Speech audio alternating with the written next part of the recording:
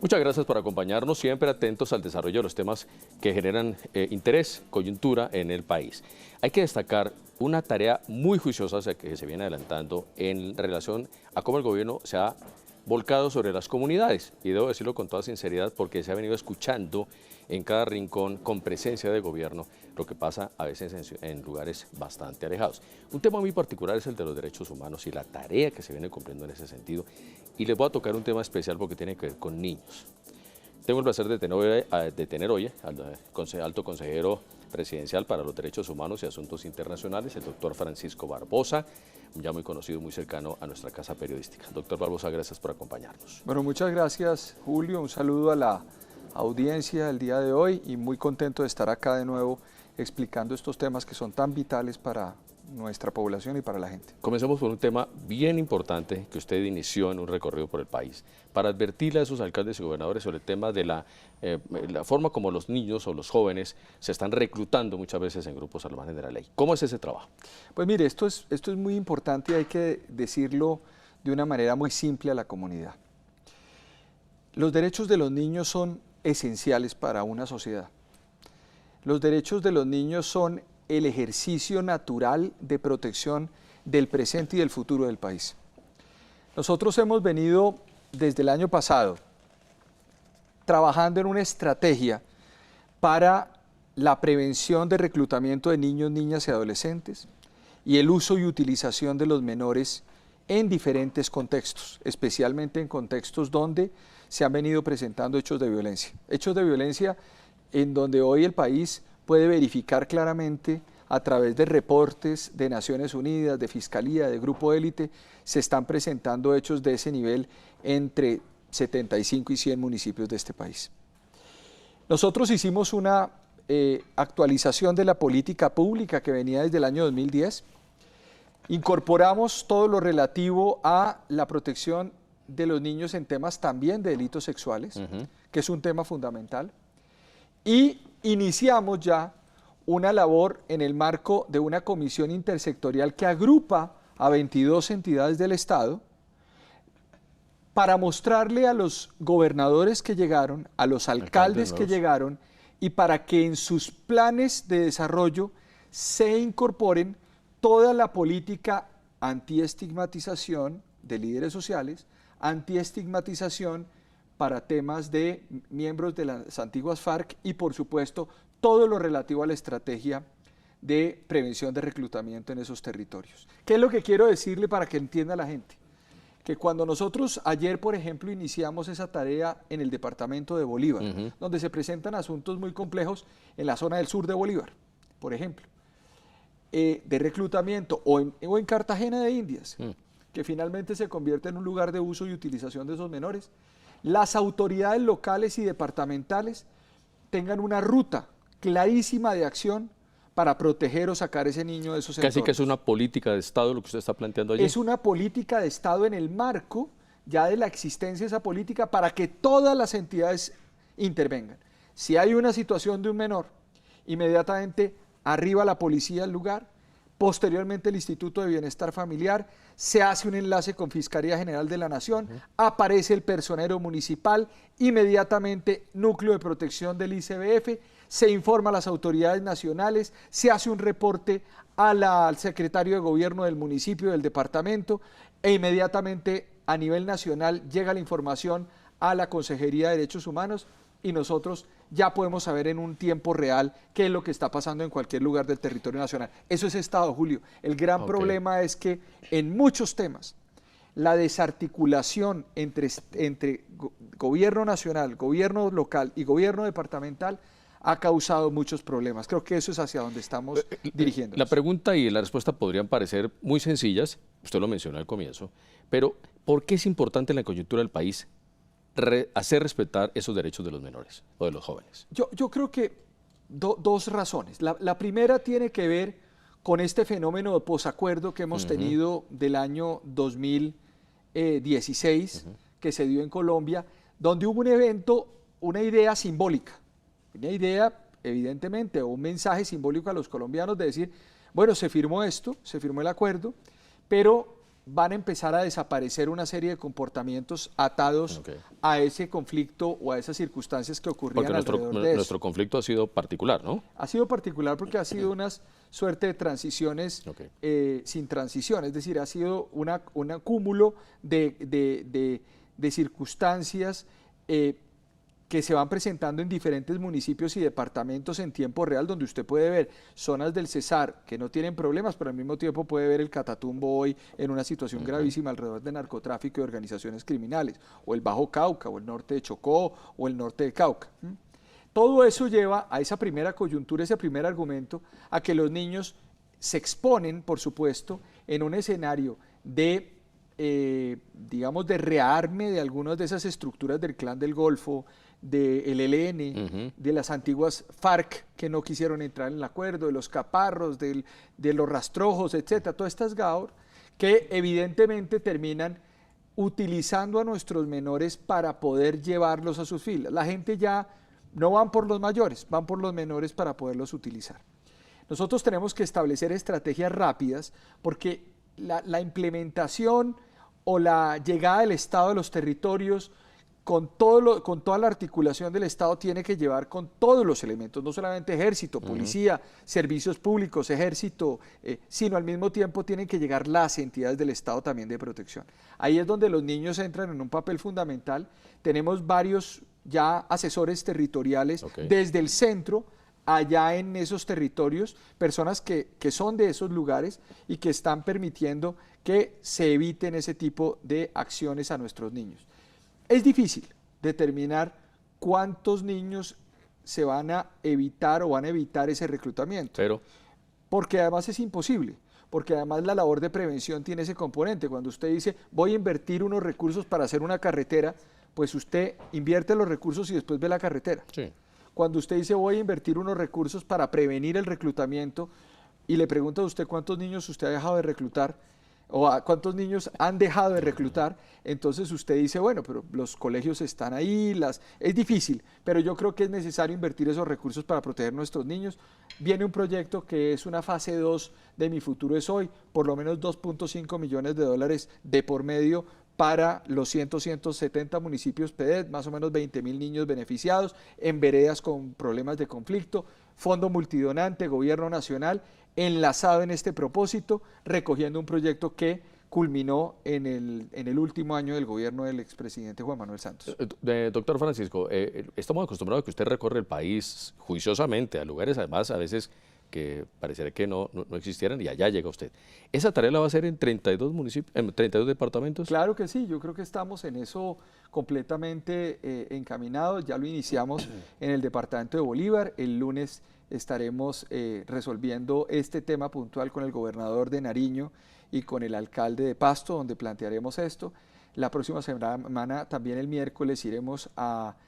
seguramente se está definiendo para ir a Magdalena, a Santa Marta, seguramente para hablar sobre este asunto puntual, y así sucesivamente tendremos un recorrido. Iremos al Cauca, Chocó. El año pasado estuvimos no solamente en Quibdó, no solamente en Río Sucio, en la cuenca de Cacarica, donde se nos han venido presentando problemas, no solamente en el caso de Bojayá, que fue noticia a principios de año, sino al mismo tiempo entre el río San Juan, el río Quito, el río Atrato en la zona baja, en la zona del sur de Quibdó, y por supuesto en la parte relativa a todo el andén pacífico chocuano de Juradó, Bahía Solano, Nuquí, Bahía Málaga, y ese es otro departamento al que le vamos a enfocar y seguramente será el tercero o el cuarto departamento, y así sucesivamente en los próximos 3 meses. Quiero además traer a los gobernadores, a los alcaldes y hacer una gran firma nacional en torno a este pacto, sobre todo porque estamos ayudando y vamos a ayudar a que se incorporen todas esas estrategias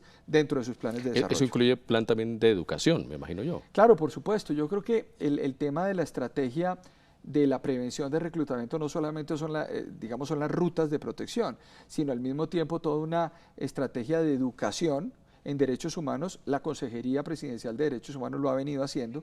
Tenemos un equipo sobre esa base que ha venido trabajando sobre una serie de temas relativos a derechos y deberes. Este es un país que requiere también una concepción muy clara de deberes. Lo hemos visto cuando observamos por ejemplo, el irrespeto contra la fuerza pública por parte de ciertos grupos de desadaptados además que no tienen además conciencia de lo que significa el ejercicio de un derecho, porque el ejercicio de un derecho se tiene que hacer con responsabilidad y con límites. Claro. Y con límites. No existe derecho sin deber y no existe derecho sin límite. Hay un principio esencial, es que el derecho de uno va hasta donde empieza el derecho del otro. Y creo que ahí es necesario hacer una tarea importante desde nuestros chiquitos y estamos enlazados también en ese propósito con las nuevas secretarías de educación de estos departamentos y municipios fundamentales para poder articular toda esta estrategia conjunta en educación, en prevención y por supuesto en reacción si hay que sacar niños de esos territorios. Doctor Barbosa, ¿le aterra a usted, como puede que a muchos colombianos, que el ELN, por ejemplo, reconozca que en un momento dado sí recluta menores? Mire, el ELN recluta en el marco de eso, me parece que su actitud es deleznable con los colombianos. Es una actitud miserable utilizar niños en cualquier tipo de acción bélica. Yo creo que los niños son esenciales para construir un país. Yo planteaba estos días una reflexión con un grupo de colaboradores y es, este país se ha construido históricamente, no es un tema del presidente Duque, ni del presidente Uribe, ni del presidente Santos, ni del presidente Pastrana, ni Samper, ni ninguno de los, ni Gaviria, ni ninguno de los presidentes anteriores. Es un tema de Colombia dentro de su historia. Nosotros tenemos que comprender como colombianos que tenemos un compromiso y un deber como ciudadanos frente a los ciudadanos y frente a las autoridades también. Tenemos una visión de que la autoridad va a resolverme a mí todo, de que el Estado me lo tiene que resolver todo. Y usted puede poner miles y miles de soldados y de policías en un territorio, y usted no va a tener condiciones de sociabilidad si la ciudadanía no confía en ella misma y no hay confianza institucional. Ese es un estadio que hay que llamar la atención, y eso se hace con los deberes, y eso se hace también con el respeto a los niños. Y le doy un dato, más del 70% de los crímenes que se cometen contra los menores sexuales se cometen alrededor de sus mismas familias y con gente cercanas. Eso es un elemento central de lo que yo estoy hablando. O sea, familias que ni siquiera entre ellos mismos se confían. ¿Cómo podemos construir un país sobre esa base? Yo creo que hay que hacer una reflexión nacional y saber que detrás de cualquier crimen, detrás de cualquier idea criminal, de cualquier plan criminal, se esconde una profunda desconfianza de las comunidades y por eso es necesario llegar con el Estado. Las zonas futuro que habló el consejero Rafael Guarín son elementos centrales de la llegada de un Estado completo, no un Estado fracturado, no un Estado con un ejército, con una policía solamente. Lo hemos visto y lo vimos en los últimos 10 años, 20 años, Julio, algunos de esos municipios donde llegaba el ejército y la comunidad decía, no, por favor no estén acá, o llegaba la policía y decía, no, por favor no estén acá. Y más allá de uno criticar o no criticar, pero creo que eso ha cambiado ahora, ¿no? Eso lo que ha hecho es, lo que se ha hecho en los últimos tiempos es, ya llega la policía, pero llega una policía con inversión social, con polideportivos, con carreteras, con acción pública de Estado que nos permite vivir mejor. Me están pidiendo una pausa muy breve. En la segunda parte vamos a hablar de otros temas de derechos humanos y vamos a seguir y completaremos algunas inquietudes que tengo sobre este tema también de los niños y jóvenes en nuestro país. Muy breves mensajes, regresamos con ustedes.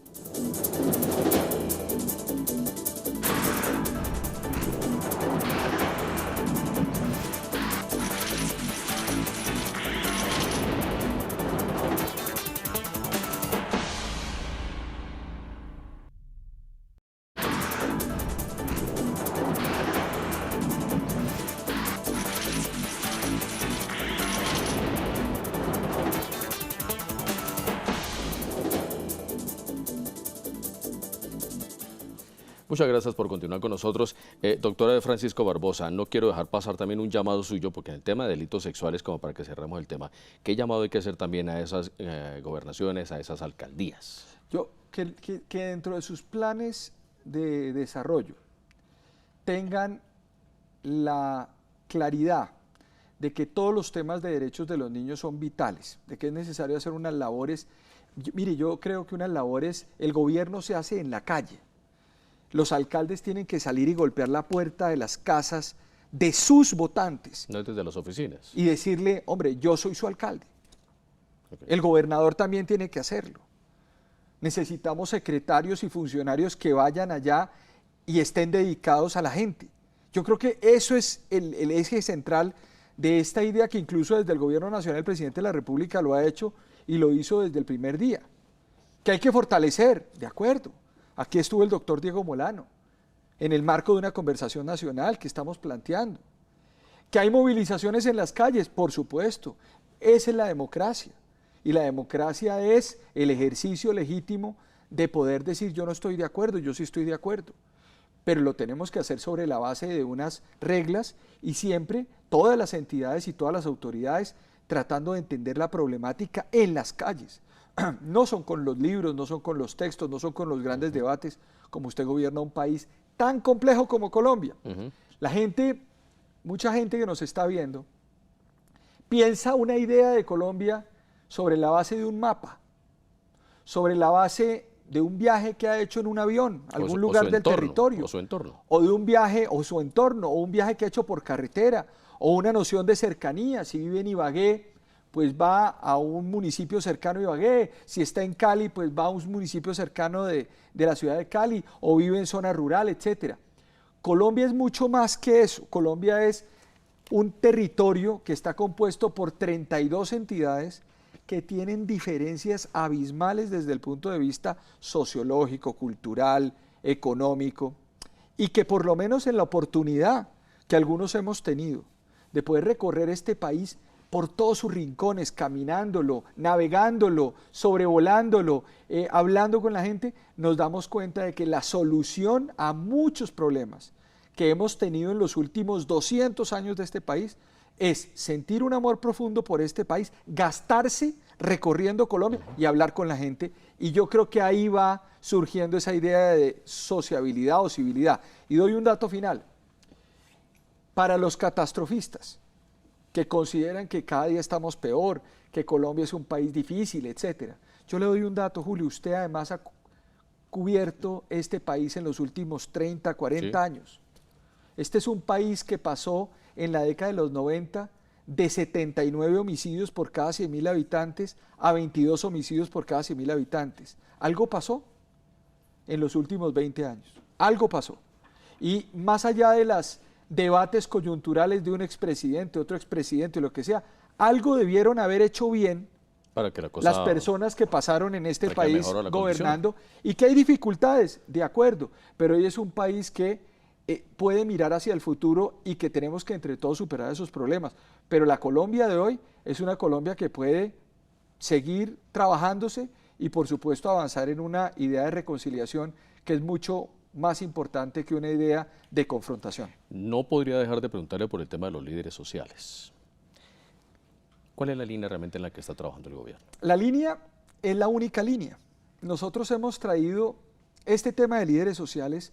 Aparece en el año 2016, dentro de la discusión nacional como una palabra líderes sociales. Antes se llamaban defensores de derechos humanos y en Colombia ha habido problemas de derechos humanos en los últimos años. Esto de líderes sociales empieza a tener una connotación. Hoy hay más de 6,5 millones de líderes comunales en el país que pertenecen a los comunales. Eso está descrito en un COMPES. Tenemos más de 2 millones de personas que podrían ser ubicadas dentro de la categoría de liderazgo. Es decir, podemos hablar de 8 millones de personas. No hay un cálculo específico, lo único que tenemos es el cálculo de los comunales. Pero le digo una cosa, Julio, somos un país de 48 millones de personas. Este es un país que tiene 8 millones de líderes sociales. Nosotros tenemos que ser conscientes de la dimensión de los líderes sociales en Colombia, sobre la base de que, más allá de los cálculos, no nos asesinen a nadie en este país. No nos pueden matar a nadie en este país. Se ha venido presentando una asimilación hay una pequeña reducción frente a la criminalidad en el 2018, con las cifras que son las cifras que surgen de Naciones Unidas, de la Fiscalía del Grupo Élite. En Colombia Hoy asesinan a 12.000 personas año por homicidio, lo que nos pone una tasa de 22 muertos por cada 100.000 habitantes. Eso nos da más o menos unos 37, 38 o 34 muertos por día en Colombia. Y dentro de esas personas puede ocurrir que hayan también crímenes de otra latitud que tengan que ver con liderazgo social en el marco de los 8 millones que yo le di. Le pongo un ejemplo, porque ya nos ha ocurrido. Sí. Una persona, un líder social, es asesinado en una riña. Eso se determina 3 meses después en un expediente. Si el líder social es asesinado por razón de su liderazgo, debe estar contabilizado, entre comillas, y si no, pues debe hacer parte de uno de los 12.000 homicidios que se producen en el país, que ojalá no se produjera ninguno. Lo que quiero decir es que más allá de una estrategia o de cambiar las cifras o de decir esto no está implicando ningún problema, lo que hemos dicho como gobierno nacional es hay que redoblar esfuerzos para que esto no pase, primero. 2, las cifras son las cifras de Naciones Unidas y estamos trabajando con las mismas. 107 homicidios se presentaron el año pasado. Naciones Unidas dijo 107 homicidios, el gobierno nacional dice 107 homicidios, nosotros no tenemos, incluso no tenemos metodología propia para evitar que hayan discusiones sobre esos temas. O para modificarlas. Pero más allá de eso, la discusión no es numérica. Aquí ha habido grandes discusiones numéricas, si es la metodología, si no es la metodología. El tema de los líderes sociales debe ser un asunto de honor para los colombianos, y lo es para el gobierno nacional, y lo será, y lo debe ser para todas las entidades del Estado, para todas que están involucrados, y para todos los ciudadanos. Nosotros debemos es enfocar una ruta para redoblar esfuerzos. Hace unos años, cuando se firmó el acuerdo de paz, y cuando usted compara los diferentes acuerdos de paz en el mundo, lo planteaba de hecho uno de los grandes expertos de seguridad en el país, que es el doctor Daniel Mejía, decía que cuando empieza a operar esa llegada del Estado a los territorios, usted empieza a romper un orden criminal. ¿Qué quiere decir eso? Para que la gente entienda. Si no hay policía, no hay ejército, no hay autoridades, no hay nada, hay alguien que esté mandando en ese territorio. Que por lo general es el delincuente. Que es el delincuente y que tiene un orden criminal. Un orden criminal que amedrenta a la población, etcétera, y que termina generando incluso bajos índices de homicidio en esos lugares por cuenta de su accionar criminal y de represión. Cuando el Estado rompe esa idea criminal, cuando rompe esa estructura, cuando usted manda salud, cuando manda un polideportivo, cuando el Estado aparece, esas estructuras empiezan a reaccionar y terminan también asesinando a la gente de su comunidad para amedrentar.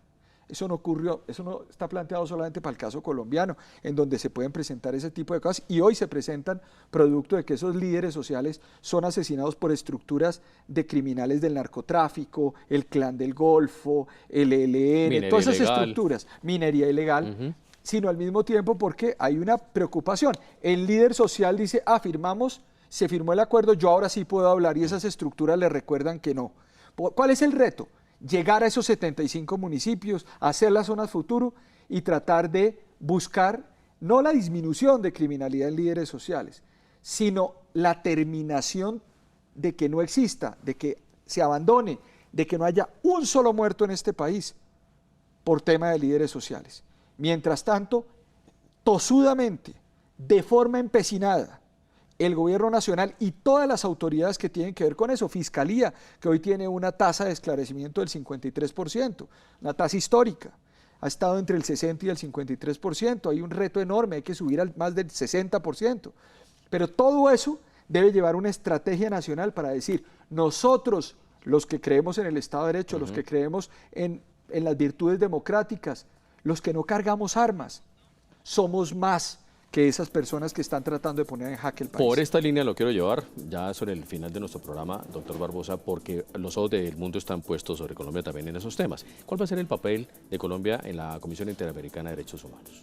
Yo creo que Colombia en los últimos años ha jugado un papel siempre de respeto al sistema interamericano de derechos humanos y lo hemos hecho en todos los escenarios. Hoy tenemos un diálogo muy importante entre el gobierno nacional, la Comisión Interamericana de Derechos Humanos. Hemos también iniciado un diálogo muy importante con la Jurisdicción Especial para la Paz, que además es un actor que hoy ha cumplido con una serie de expectativas, han pasado 2 años y ya tiene 2.500 militares dentro de las aceptaciones del tribunal, hay más de 12.000 personas en este asunto, y se le ha explicado a la comunidad internacional también, porque a la hora de la verdad las disputas alrededor de todos estos temas son disputas que tienen que mirarse en términos de Estado, y aquí lo que estamos viendo es, se está explicando que esta justicia transicional, que debe tener, digamos, un trabajo en los próximos años, o sea, porque hasta ahora está iniciando, debe también compaginarse y debe trabajarse en forma armónica con todo el trabajo de jurisdicción ordinaria que hay que hacer en el país, y se le ha explicado a la Comisión Interamericana qué es lo que ha venido ocurriendo, y a la CPI que vino esta semana y que además arrojó un informe interesante en la medida en que hemos venido cumpliendo de forma adecuada con esa implementación por parte del Gobierno Nacional,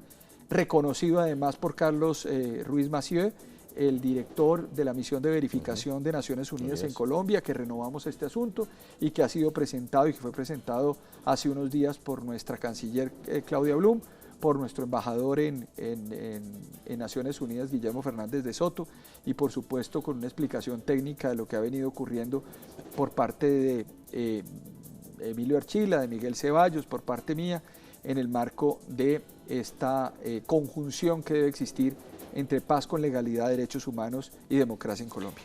Doctor Barbosa, qué placer haberlo tenido aquí. Como siempre es un placer. Muchos éxitos en ese recorrido por el país, porque no es una tarea fácil llegar a ciertos lugares, a esos rincones, pero cuando se trata de niños, de adolescentes, creo que jugarse un papel ahí es bien importante para el país. Yo creo que lo que usted ha dicho, Julio, es muy importante, y yo quiero mandarle un mensaje a la ciudadanía, a los que nos están viendo, todos los que nos están viendo ahí, o la gran mayoría, está viendo la televisión y está pensando lo que le estamos diciendo, porque ahí, detrás de ellos, en el cuarto de al lado, está durmiendo su hijo, su hija, sus hijos, y está pensando en qué país les toca. Uno siempre se pregunta y dice, bueno, a mí me tocó este país, yo lo asumo, pero ¿y qué le tocará a ellos? ¿Qué le tocará a ellos?